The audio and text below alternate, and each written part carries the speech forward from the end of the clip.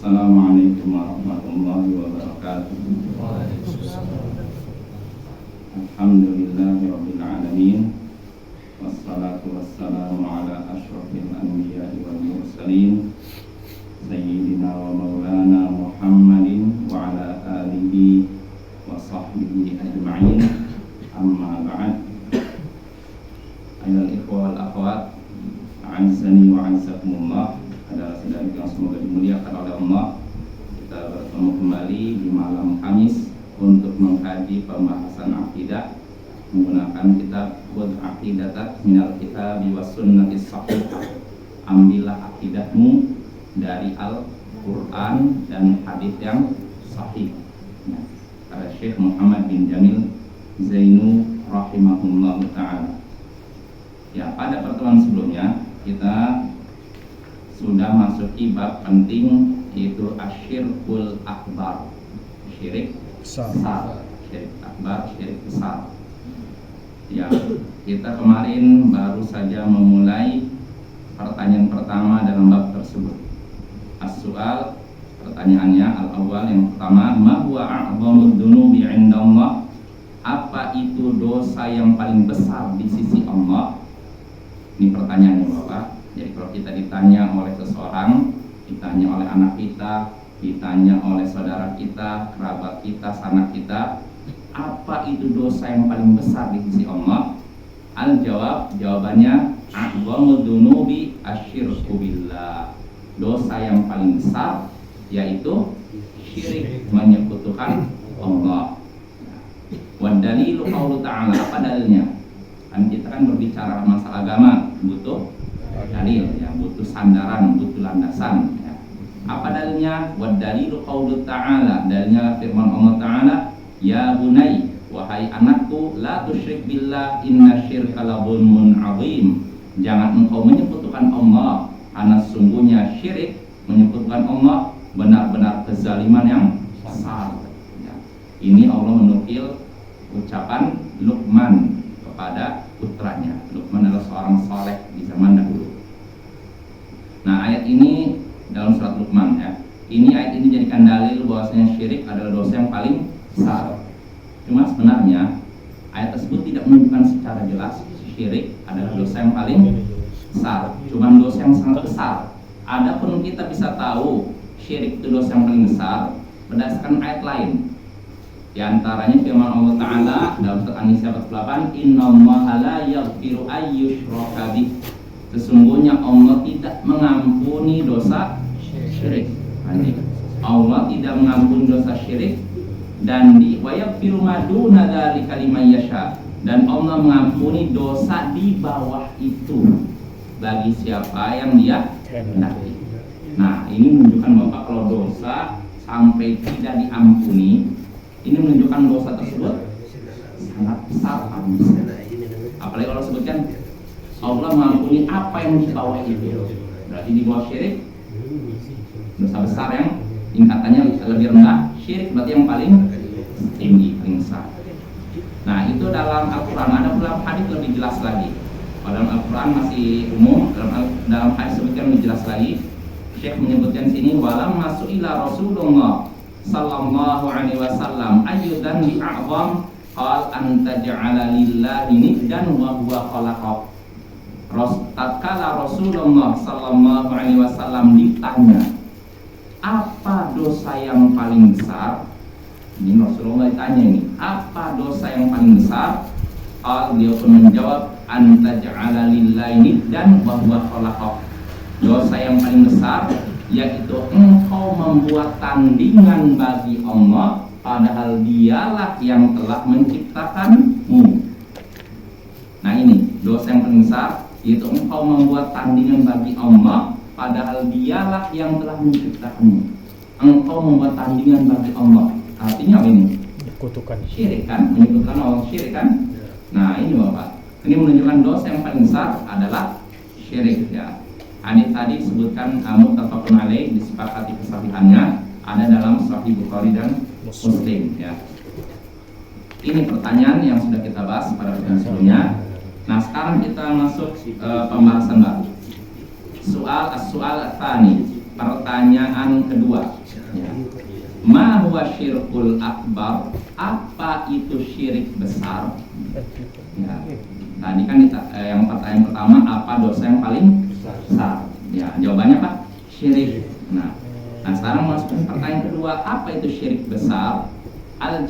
Jawabannya asyirkul akbar wa sarful ibadati li ghairillah. Syirik besar yaitu memberikan ibadah kepada selain Allah. Ini syirik besar. Di sini sebenarnya Syekh sedang menyebutkan contoh. Karena kalau syirik besar sebenarnya definisinya lebih luas daripada ini. Tapi Syekh menyebutkan salah satu contoh. Contoh dari syirik besar yaitu memberikan ibadah kepada selain Allah. Apa contohnya? Syekh menyebutkan contohnya kadu'a'i ghairillah wal istighatsati bil amwat awil ahya'il ghaibin.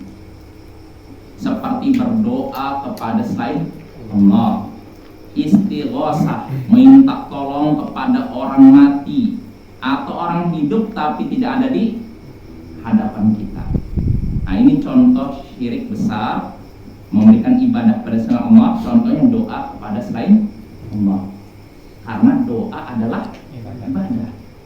Nah, doa adalah ibadah, dan ibadah hanya boleh ditujukan kepada Allah, bukan kepada Nabi, bukan kepada Rasul, bukan kepada malaikat, bukan kepada orang soleh, pepohonan, bebatuan dan lainnya. Doa kepada selain Allah berarti ibadah kepada selain Allah, itulah yang dinamakan syirik. Begitu juga istighosah. Istighosah kepada orang mati, istighosah artinya minta tolong dalam keadaan darurat, dalam keadaan mendesak. Ya, istighosah kepada orang mati atau orang hidup tapi tidak di hadapan, ini juga termasuk syirik. Karena istighosah minta tolong adalah ibadah. Irtastaghitsuna rabbakum fastajaba lakum. Allah ingatkan kaum mukminin ketika meminta tolong pada Allah dalam perang Badar. Ingatlah ketika kalian istighatsah kepada Tuhan kalian, yaitu minta tolong dalam keadaan mendesak kepada Tuhan kalian dalam perang Badar. Karena dalam perang Badar Bapak, kaum muslimin sebenarnya tidak ada niat perang. Jadi ketika itu Rasulullah bersama 313 pasukan para sahabatnya cuma ingin menghadang kafilah dagang Quraisy. Jadi kafilah dagang Quraisy lewat, pengen disergap gitu istilahnya, nggak ada niat perang. Nah, udah dipersiapkan dengan matang. Rupanya rencana beliau diketahui oleh kafilah dagang Quraisy itu. Jadi mungkin mereka punya mata-mata atau gimana, mereka melihat sepertinya ada pergerakan mengarah ke kafilah kita ini. Akhirnya orang Quraisy sudah merasakan bahwa misalnya kaum muslimin hendak menyergap kafilah dagang mereka. Maka Quraisy pun langsung bergerak cepat sambil mengirim utusan ke Mekah. Untuk apa? Untuk bantuan. Jadi ini sang kafilah dagang Quraisy dari Syam. Udah bergerak, Rasul udah siap-siap nanti kalau dari sini sergap. Ternyata mereka udah dengar duluan. Mereka berjalan cepat terus ngirim utusan ke Mekah minta bantuan. Maka ketika Rasulullah datang, ini udah jalan duluan, Rasulullah ke sini sudah lewat, nggak ketemu. Nah, malah yang ketemunya apa? Pasukan dari Mekah. Jadi mereka cepat bergerak, orang kafilah dagang cepat ngirim utusan, cepat minta bantuan. Akhirnya Rasul datang ke tempat situ, kafilah dagang udah lewat. Yang terdengar malah pasukan dari Mekah yang jumlahnya 3 kali lipat lebih banyak dari pasukan kaum muslimin. Karena pasukan kaum muslimin cuma 313 Bapak. 313.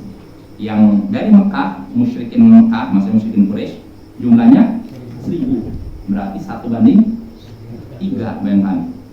Nggak ada niat. Nah, tadi yang menyergap kafilah dagang malah akhirnya harus menghadapi pasukan besar.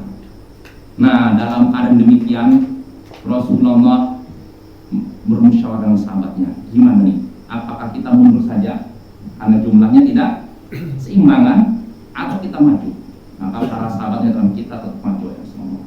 Nah, disitulah Rasulullah ini mendesakkan Bapak ya, karena resikonya habis nih, 1:3 itu enggak kecil, besar. Maka dalam keadaan demikian para sahabat Rasulullah pun berdoa dan berdoa sampai disebutkan ketika berdoa itu sampai selendangnya jatuh. Meminta sampai akhirnya Abu Bakar pun menghibur, Tuhanmu tidak akan menyanyiakanmu, Tuhanmu akan menolongmu, kurang lebih begitu maknanya. Nah itulah istighosah. Berarti di sini Rasulullah istighosah, minta tolong dalam keadaan susah. Istighosah kepada siapa? Ya Allah, bukan kepada para nabi, bukan kepada malaikat, atau apa ya? Pada Allah. Ini menunjukkan istighosah, minta tolong dalam keadaan mendesak, ini adalah ibadah. Makanya Rasulullah mintanya pada Allah, bukan kepada malaikat. Ada malaikat ada nggak? Ada, malaikat ada, bertebaran di mana-mana. Tapi Rasulullah tidak mintanya kepada Allah. Itu menunjukkan istighosah, minta tolong dalam keadaan mendesak, hanya boleh ditujukan kepada Allah dalam keadaan mendesak ya. Nggak boleh kepada orang-orang mati. Ya, kenapa nggak boleh mati? Orang mati makhluk. Jangankan menolong kita, nolong dirinya aja belum bisa ya kan? Ya orang datang ke kubur, tolong saya, ini Syekh Habib atau apa, tolong saya, ini saya terlilit hutang, saya dikejar-kejar oleh debt kolektor, dan gimana? Ya kata penghuni kuburnya, kamu minta-minta ke saya aja lagi butuh pertolongan kok. Kan disiksa di kubur atau gimana? Maka ini Bapak ya, lucu, orang yang minta tolong kepada orang mati, kalau kata kalau nggak salah seorang tokoh namanya Abu Yazid Al-Bustami atau siapa gitu, katanya meminta tolong pada orang mati, istighatsatu bil mayyit, al-istighatsatu bil mayyit astighatsatil harik bil harik, istighatsatil hariqi bil harik. Minta tolong kepada orang mati sama seperti orang yang tenggelam minta tolong pada orang yang tenggelam. Jelas maksudnya. Ketika kita minta tolong kepada orang mati, sama saja seperti kita lagi mau tenggelam nih, nggak bisa berenang, kita masuk dalam air laut nggak bisa berenang, minta tolongnya sama orang yang tidak bisa berenang juga. Bermanfaat kira-kira? Nggak bermanfaat. Kalau minta tolong sama orang yang bisa berenang kan, atau orang yang ada di kapal misalkan, ini minta tolong dia sendiri mau tenggelam minta tolong. Nah itulah orang yang minta tolong kepada orang mati ya. Sia-sia ya, lucu juga Bapak ya. Menceritakan orang kalau udah melakukan syirik itu kadang yaitu akal sehatnya sudah hilang gitu ya. Minta tolong kepada orang mati kan. Yaitu Bapak, itu syirik akbar, syirik besar, yaitu memberikan ibadah kepada selain Allah. Contohnya berdoa pada selain Allah, istighosah, minta tolong dalam keadaan mendesak kepada orang mati atau orang hidup yang tidak ada di hadapan kita. Kalau orang mati jelas lah, kan udah di dalam kubur kan. Nah kalau orang hidup tapi tidak ada di hadapan kita, ya mirip dengan orang mati kan, tidak ada di hadapan kita. Kalau kita mau tolong Syekh, Pak Kiai, Pak Buya tolong, padahal Buyanya ada di misalkan di Pasaman, minta tolongnya di sini. Atau dia minta tolong kepada Kiainya ada di misalkan di Surabaya, orangnya ada di sini. Ini namanya istighosah kepada orang yang gaib, yang tidak ada di hadapan. Ini sama seperti istighosah kepada orang mati. Apa kesamaannya? Apa sih kesamaannya? Sama-sama tidak bisa mendengar, sama-sama tidak bisa melihat, ya kan? Nggak ada dalam kita. Kalau kita mungkin orang ini ada di Surabaya tapi bisa melihat saya, nah ini berarti kita sudah memberikan sifat ketuhanan pada dia, ya kan? Karena yang bisa melihat dari jarak jauh siapa? Allah. Yang bisa dengar dari jarak jauh? Oh tiba-tiba meyakini ada kiai tertentu, buya tertentu, habib tertentu yang bisa mendengar dari jarak jauh, ribuan kilometer bisa dengar. Kalau pakai HP ya wajar. Tolong ya kan? Iya. Tapi tanpa bantuan HP, bantuan satelit bisa dengar, bisa lihat, ini dusta Bapak ya. Nah, inilah syirik. Ya, jadi suatu yang tidak masuk akal bisa masuk akalnya. Kalau orang melakukan syirik itu gitu Bapak ya. Suatu yang tidak masuk akal kok bisa masuk akalnya. Kalau bagi kita nggak masuk akal, tapi bagi pelaku syirik masuk akal. Bapak, itu yang terjadi ya.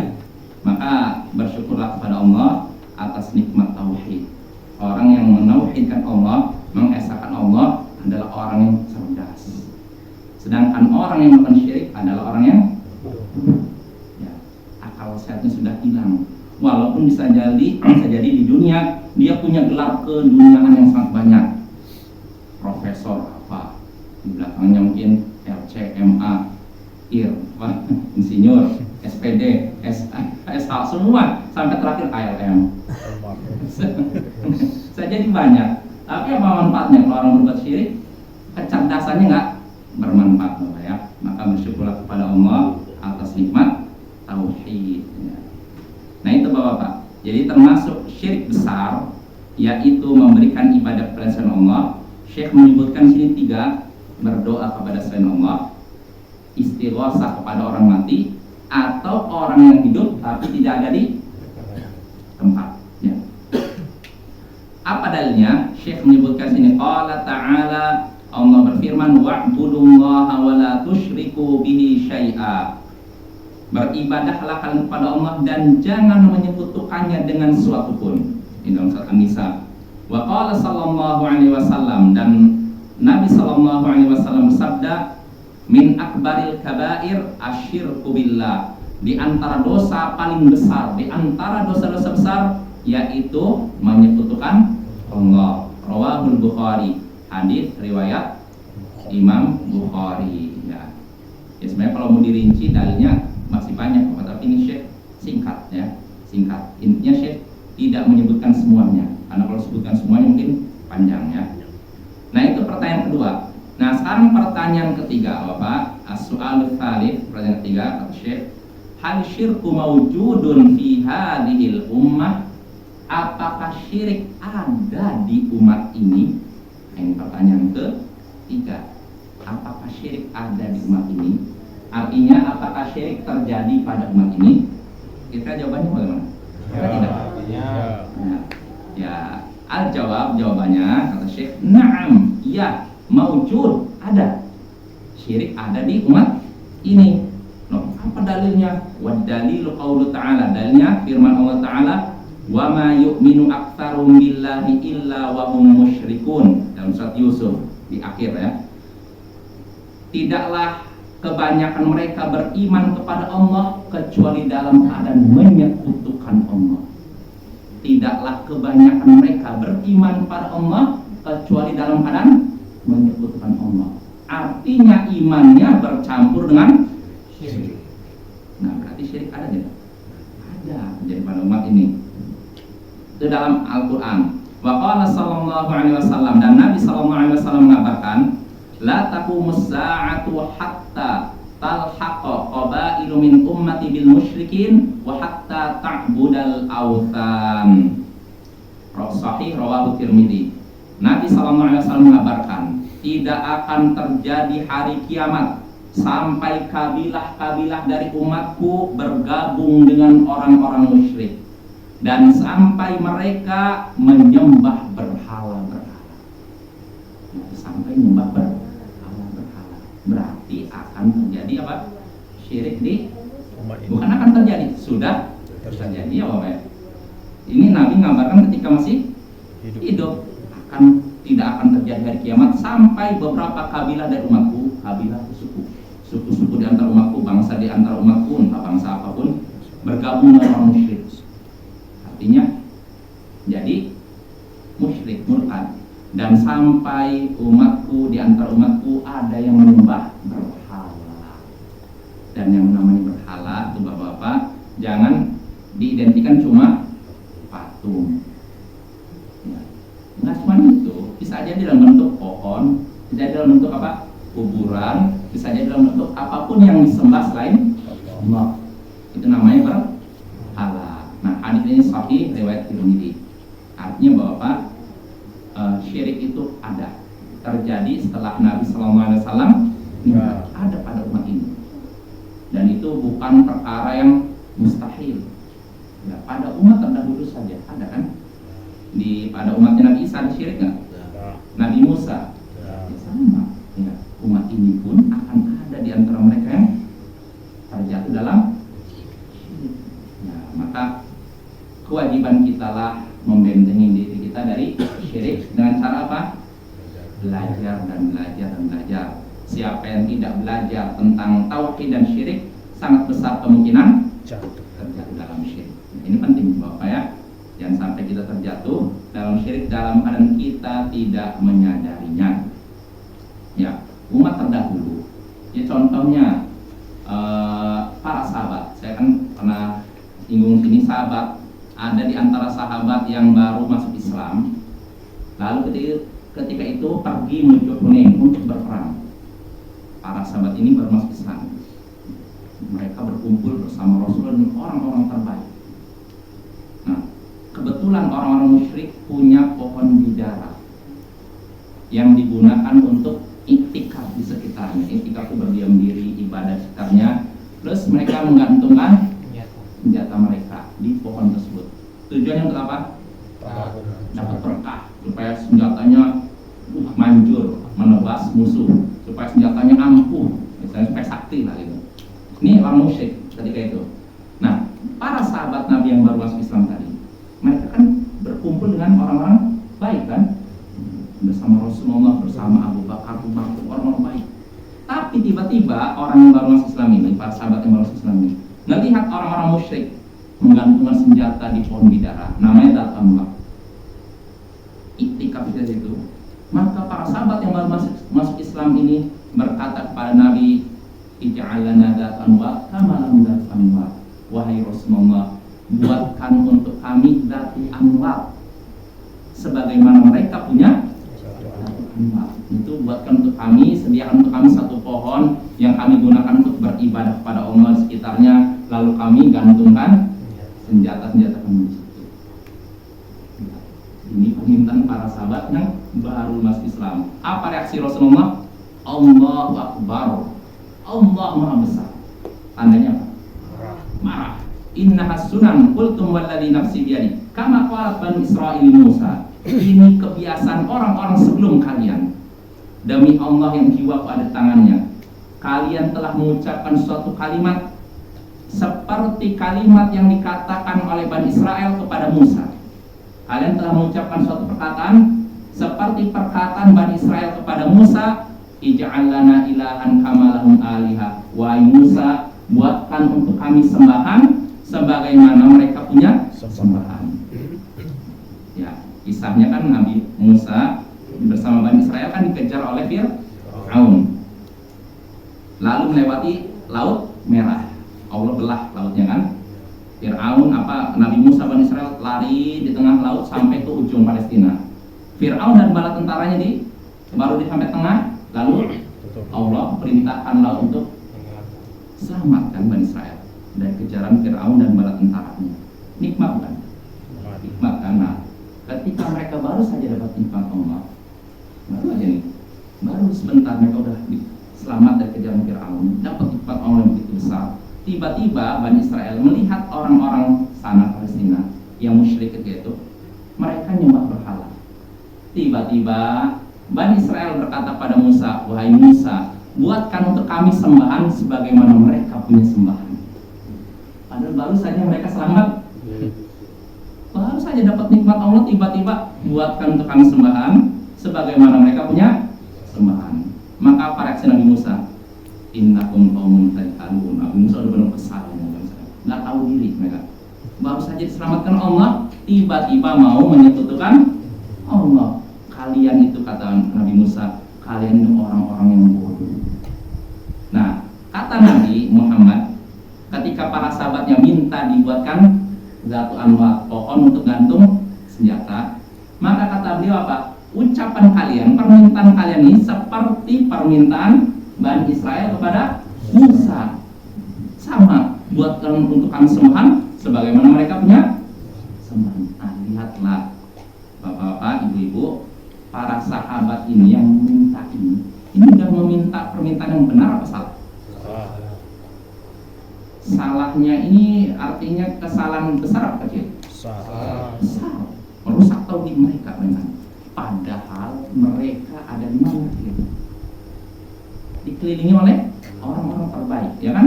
Ada pemimpin terbaik, itu Nabi kita. Tapi walaupun itu mereka bisa terjatuh dalam kesalahan. Maka bagaimana pula dengan orang zaman sekarang? namanya syirik sangat besar terjadi pada umat ini ya. Jelas Bapak ya. Terus bagaimana kasih sahabat tadi yang minta dibuatkan Ratu Anwar? Mereka dapat dosa. Dapat dosa Pak? Salah nggak? Permintaannya salah tidak? Salah. Tapi dapat dosa? Tidak. Kenapa? Baru masuk Islam, tidak tahu. Dapat uzur. Uzurnya bodoh, artinya tidak tahu. Orang yang tidak tahu kalau melakukan kesalahan dimaafkan. Tidak tahu, bukan tidak mau tahu. Kalau tidak tahu, benar tidak tahu dimaafkan. Tapi kalau tidak mau tahu, tidak dimaafkan. Bedakan Bapak antara tidak tahu dengan tidak mau tahu atau pura-pura tidak tahu. Ini juga tidak dimaafkan. Ya, kita lanjut. Jadi ini syirik mungkin saja terjadi pada umat ini berdasarkan ayat tadi ya, dan berdasarkan hadis tadi. Lalu kita masuk as-su'al ar-rabi', pertanyaan keempat. Ma hukmu du'a'il amwati awil ghaibin? Nah, ini diulang lagi oleh Syekh, diperjelas lagi kan. Apa hukum berdoa kepada orang yang sudah meninggal atau orang yang tidak ada di hadapan? Apa hukumnya? Nah, Syekh menyebutkan jawabannya du'aul amwati awil ghaibin nasyirkil akbar. Berdoa kepada orang mati atau orang yang tidak ada di hadapan itu termasuk syirik besar. Qala ta'ala, Allah berfirman, wala tad'u min dunillahi ma la yanfa'uka wa la yadhurruk fa in fa'alta fa innaka idzan minadh dhalimin. Jangan kamu berdoa kepada selain Allah. Jangan kamu berdoa kepada selain Allah. Siapa yang bangun? Siapa Bapak? Jangan berdoa kepada selain Allah. Allah. Tiba-tiba ada orang zaman sekarang kata, enggak apa-apa kok doa. Yang penting yakin Allah lah yang mengabulkan. Gimana sih? Allah katakan jangan berdoa kepada selain. Tiba-tiba ada orang zaman sekarang yang enggak apa-apa doa kepada nabi, enggak apa-apa doa kepada malaikat. Yang penting yakini yang mengabulkan Allah. Aneh Bapak ya. Allah nyatakan jangan berdoa kepada selain Allah. Tiba-tiba ada orang bantah itu. Dan ini orang seperti itu bahaya sekali. Allah menyatakan jangan doa kepada selain Allah. Tiba-tiba dia berkata, "Enggak apa-apa kok." Berarti ya kayak gini Bapak ya. Seakan-akan menentang Allah Subhanahu wa taala. Jangan berdoa kepada selain Allah sesuatu yang tidak bisa memberikan manfaat kepadamu dan tidak pula bisa memberikan bahaya kepadamu. Jadi doa kepada siapa maksudnya? Yang tidak bisa memberikan manfaat dan tidak bisa memberi bahaya. Siapa itu berarti?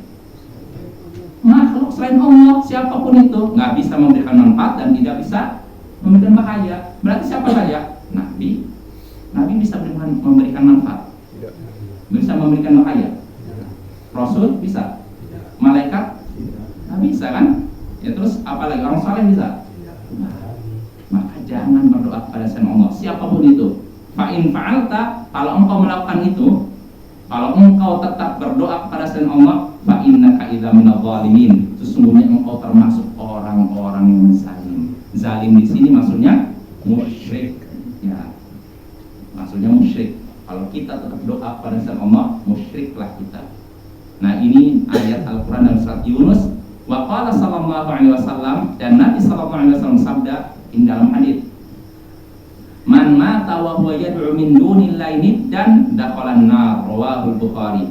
Siapa yang mati dalam keadaan dia berdoa kepada tandingan selain Allah, maka ia masuk neraka.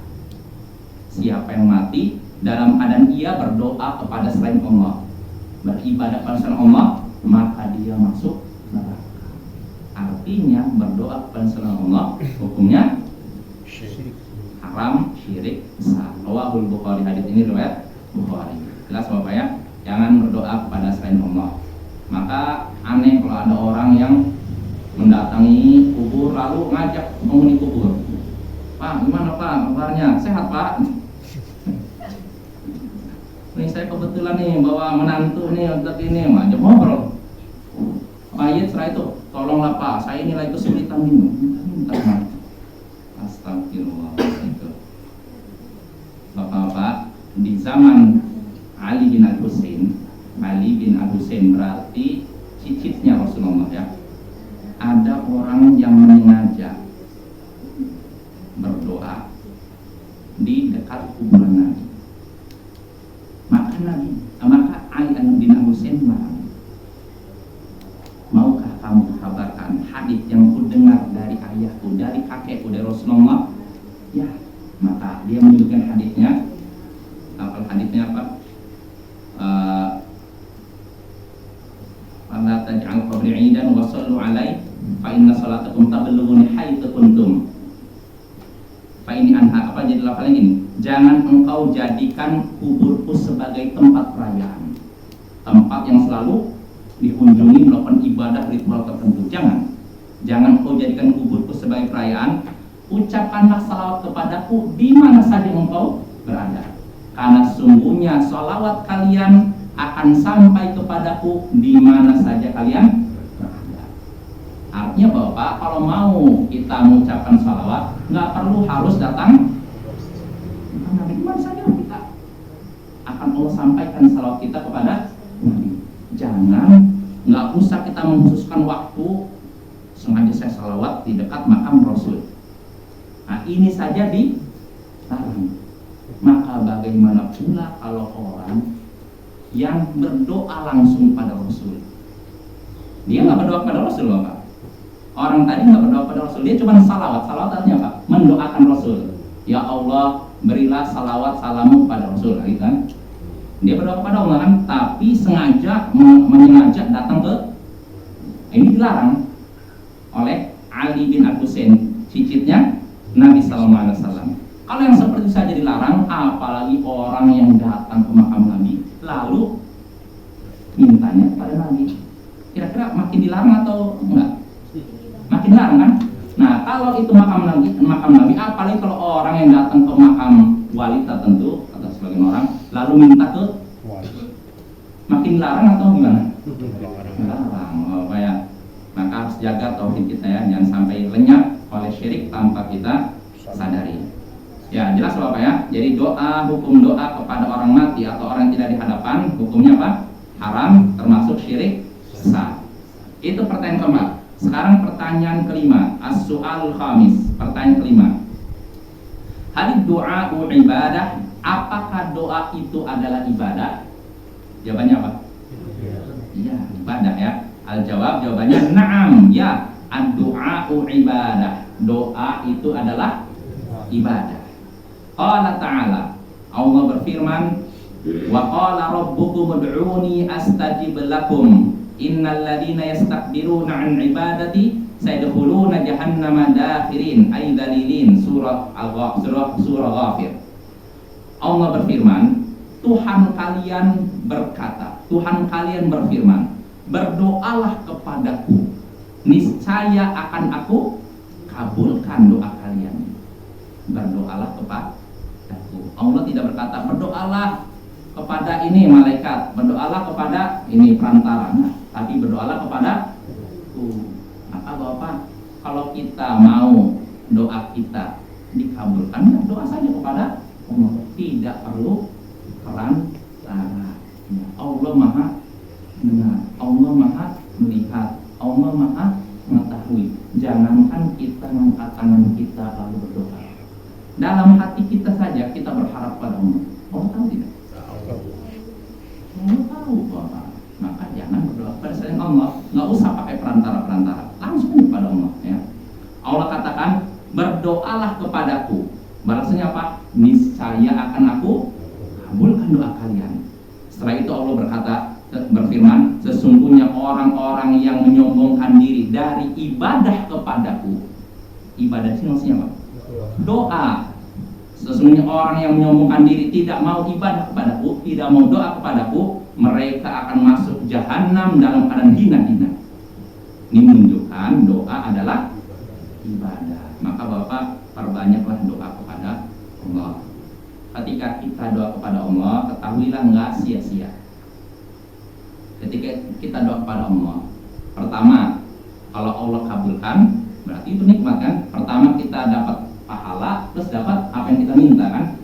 Kalaupun tidak Allah kabulkan, berarti Allah sedang menyimpan kebaikan yang lebih besar dari itu. Sebagaimana disebutkan hadis, ketika kita berdoa kepada Allah lalu tidak Allah kabulkan, berarti Allah sedang apa? Menyimpan kebaikan yang lebih baik daripada apa yang kita minta. maka Allah hendak menghindarkan kita dari keburukan. Ya, jadi kalaupun doa kita tidak dikabulkan, minimal dengan doa kita sudah dapat pahala. Gak ada ruginya doa. Gak ada ruginya doa ya, Bapak ya. Kita doa kepada Allah itu dianggap ibadah, apalagi kalau dikabulkan. Maka berdoalah kepada Allah dalam segala keadaan, baik dalam keadaan suka maupun duka. Terutama dalam keadaan ini Bapak, dalam keadaan suka. Seringnya kita berdoa itu kalau ada masalah, ya nggak? Ya gini Bapak, saya ngasih contoh aja lah. Kalau ada orang misalkan dalam keadaan happy, bahagia, dia nggak mau dekat dengan kita. Pas lagi masalah gitu, maaf ya, saya ada sedikit permintaan, bisa nggak? Oh, ketika masalah baru deketin, ketika lagi senang lupa, kan gitu kan? Kan nggak etis kan gitu kan? Nah begitu pula kita kepada Allah. Jangan sampai dalam keadaan rezeki lancar kita lupa. Nanti udah sempit baru ingat. Artinya kalau bisa kita doa itu dalam keadaan lapang maupun sempit, suka maupun duka. Jangan ingat Allah ketika sudah punya masalah. Ya. Jangan seperti itu Bapak ya. Manusia saja kalau begitu kan kurang pantas kan, apalagi terhadap Allah Subhanahu wa Ta'ala. Terus tadi gimana kalau saya telanjur nih, saya udah memang saya akui saya salah. Ketika dalam keadaan lapang saya lupa Allah. Nah sekarang dalam keadaan sempit, berarti nggak usah doa kepada Allah. Gimana? Ya doa, tapi nanti kalau dalam keadaan lapang lagi tetap doa kepada Allah. Jangan ingat Allahnya itu ketika susah saja, ketika senang lupa. Ya, itu namanya kubur nikmat Bapak ya. Jelas Bapak ya. Nah itu dalil dari Al-Quran, dalil dari hadis. Wa qala sallallahu alaihi wasallam, Nabi sallallahu alaihi wasallam sabda, ad-du'a huwal ibadah. Doa adalah ibadah. Ini hadis ini menunjukkan dengan jelas doa itu adalah ibadah, nggak bisa ditolak lagi. Maka kalau ada orang yang berdoa kepada selain Allah, berarti dia sedang ibadah pada selain Allah. Ya. Rawahu Ahmad, hadisnya riwayat Ahmad. Wa qala Tirmidzi, dan Imam Tirmidzi berkata hasan sahih. Hadisnya hasan sahih, baik. Jelas Bapak? Selesai. Pertanyaan ke-6. Terakhir insyaallah. Ayat terakhir. Setelah ini kita masuk pertanyaan berikutnya, macam-macam syirik besar. As-su'alus sadis. Pertanyaan ke-6. Hal yasma'ul amwatu du'a? Nah ini, apakah orang-orang mati bisa mendengar doa? Kalau ada orang berdoa kepada orang mati, wahai fulan, wahai Syekh Abdul Qadir Jailani. Abdul Qadir Jailani masih hidup atau sudah meninggal? Atau Nabi kita, wahai Rasul. Rasul sudah meninggal atau masih hidup? Yakin Bapak? Kalau sebagian orang sufi mengatakan masih hidup. Iya, betul. Ini bukan hayalan. Di Turki ada sebuah sekte sufi yang meyakini Rasulullah masih hidup sampai sekarang. Ya tuh. Padahal Allah nyatakan innaka mayyitun wa innahum mayyitun. Sesungguhnya engkau akan mati dan mereka pun mati. Seandainya Rasulullah masih hidup, untuk apa Abu Bakar dan Umar menyolati jenazahnya kan? Ya nggak? Ya nggak? Ini mengingkari fakta Al-Quran, hadis, dan seperti orang ibaratnya menolak matahari dalam keadaan matahari bersinar. Bisa? Nggak ada itu matahari, kalau matahari bersinar. Bisa Bapak? Nah itulah orang yang nyatakan Rasulullah nggak meninggal, beliau masih hidup. Kenyataan fakta udah nyatakan beliau meninggal. Ya beliau sudah di alam lain, bukan di dunia, alam barzakh. Sudah beda alam dengan kita. Maka nggak perlu dan tidak pantas kita berdoa kepada beliau. Nah kita baca lagi Bapak, apakah orang-orang mati bisa mendengar doa? Gimana, bisa nggak? Ya, al-jawab, jawabannya la yasma'un. Orang-orang mati tidak bisa dengar apapun. Ya. Qala Allah Ta'ala, Allah berfirman dalam surat An-Naml sini, innaka la tusmi'ul mauta. Sesungguhnya engkau tidak bisa membuat orang-orang yang sudah mati bisa. Sesungguhnya engkau wahai Rasul tidak bisa membuat orang yang sudah mati bisa dengar. Ini Rasul.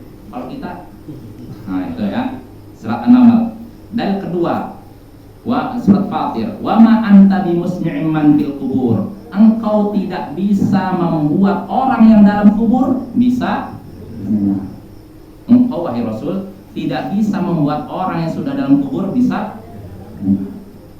Jadi udah terputus alam kita dengan alam orang yang dalam kubur. Gak usah kita ngajak ngobrol, nggak akan dengar. Kalaupun dengar, tidak bisa menolong kita, ya nggak? Ya kalaupun kita anggap mayit bisa dengar, wah tolong saya lah, saya terlilit hutang. Kata mayitnya, kamu terlilit hutang, saya terlilit siksa sih. Nggak bisa apa-apa, kamu minta ke saya aja butuh pertolongan, ya kan? Nah itu teman. Maka itu Bapak ya, mayit tidak bisa mendengar, karena itu rugilah, sangat anehlah orang yang malah minta tolong kepada orang sudah mati ya, karena mereka tidak bisa dengar. Kalaupun bisa dengar, tidak bisa menolong. Jelas Bapak? Dengan ini kita selesai dari pembahasan syirik besar. Insya Allah pertemuan berikutnya kita masuk pembahasan baru, anwa'u syirkil akbar, macam-macam syirik besar. Nah, ini insya Allah akan kita bahas lebih rinci. Subhanallah wa bihamdihi, asyhadu an la ilaha illa anta, astaghfiruka wa atubu ilaik. Assalamualaikum